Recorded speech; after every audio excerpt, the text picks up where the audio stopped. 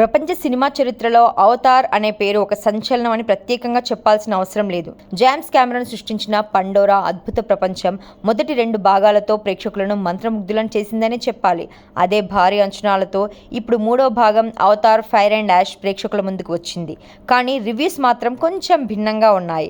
మరి ఈ సినిమా గత రికార్డులను తిరగరాసేలా ఉందా? జేమ్స్ కెమెరాన్ మరోసారి మ్యాజిక్ చేశారా అనేది తెలియాలంటే రివ్యూలో చూసేయండి. అవతార్ ఫైర్ అండ్ యాష్ కథ.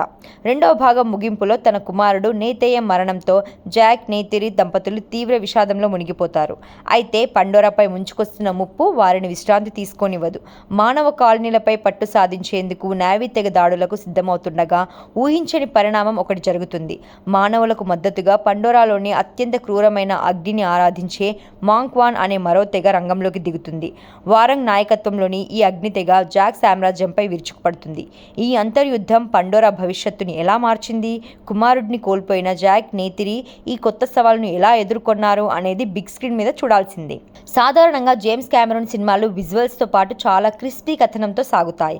కానీ ఫైర్ అండ్ యాష్ విషయంలో ఆయన తన శైలికి భిన్నంగా ప్లాన్ చేసుకున్నారు.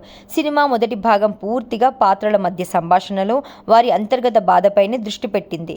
1.5 గంటల పాటు సాగే ఈ ఫస్ట్ హాఫ్లో యాక్షన్ సన్నివేశాలు తక్కువగా ఉండటం, కేవలం ఎమోషనల్ డ్రామా పైన ఆధారపడటం వలన కథనం నత్తనడక సాగుతున్నట్లు అనిపిస్తుంది. ఇది ప్రేక్షకుడి సహనానికి కొంత పరీక్షే. ద్వితీయార్థంలో కెమెరాన్ మ్యాజిక్ విజువల్స్ రూపంలో కనిపిస్తోంది.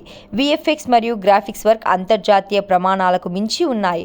పండోరాలో కొత్తగా పరిచయం చేసిన అగ్ని ప్రపంచం విజువల్స్ అబ్బురపరుస్తుంది. అయితే సీన్ల పరంగా చూస్తే 2వ భాగమైన వే ఆఫ్ వాటర్లోని కొన్ని సన్నివేశాలు రిపీట్ అయినట్లు అనిపిస్తాయి.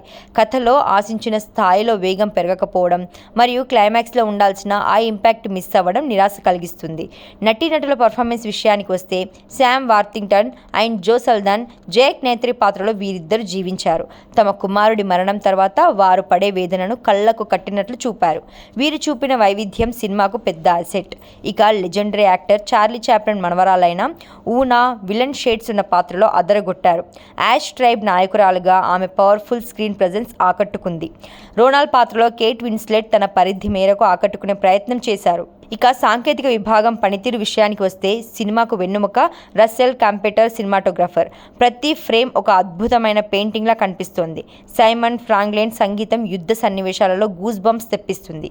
అయితే ఎడిటింగ్ విషయంలో ఇంకాస్త జాగ్రత్త పడి ఉంటే బాగుండేది. జేమ్స్ కెమెరాన్ విజన్కు తగ్గట్టుగా ప్రొడక్షన్ వాల్యూస్ అత్యున్నత స్థాయిలో ఉన్నాయి. ఫైనల్గా ఈ అవతార్ 3 ఫైర్ మిస్.